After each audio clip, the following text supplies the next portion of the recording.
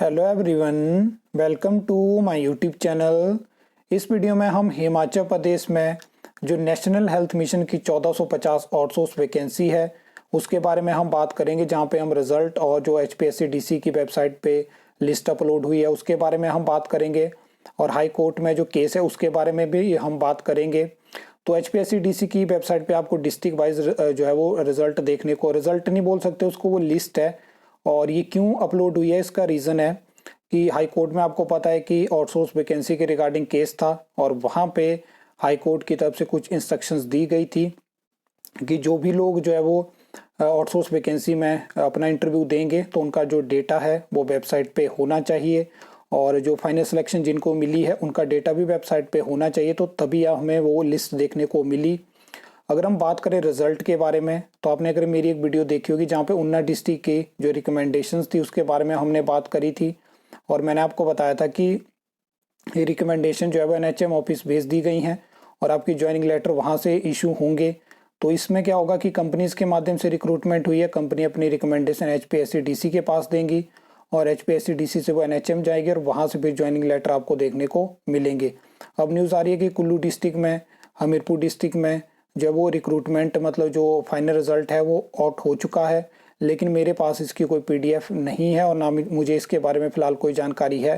अगर इसमें कोई जानकारी कल तक मिल पाती है तो डेफिनेटली आपके साथ शेयर करूंगा। और लिस्ट के रिगार्डिंग कुछ लोगों का मतलब कुछ स्टूडेंट कह रहे हैं कि हमने नर्स के लिए अप्लाई किया था तो हमारा नाम, मतलब दोनों सीएचओ और नर्स के लिए अप्लाई किया था तो हमारा सिर्फ एक लिस्ट में नाम है। तो इसकी रिगार्डिंग मैं आपको बता रहा हूँ कि अब ये जो है वो कंपनी एंड पे ही चीज़ें हैंडल हुई हैं, वहीं उन्हीं मतलब उनके पास ही सारा डेटा था। किस तरह से ये चीज़ें डील करी गई ये सिर्फ वही जानते हैं। लेकिन यहाँ पे सबसे बड़ी दिक्कत ये है कि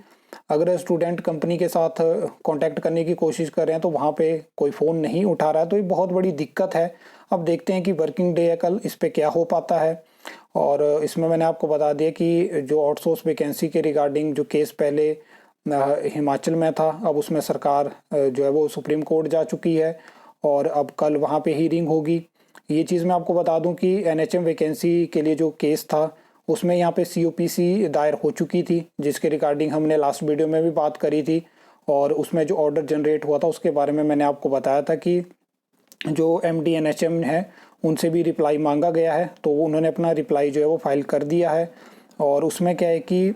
अब जो पेटिशनर है उनकी तरफ से भी 2 हफ्ते का टाइम मांगा गया है, और जहाँ तक मुझे जानकारी है इसमें क्या है कि जो एमडी एनएचएम है उनका कहना है कि हमने काफ़ी टाइम पहले जो है वो रिक्रूटमेंट जो है वो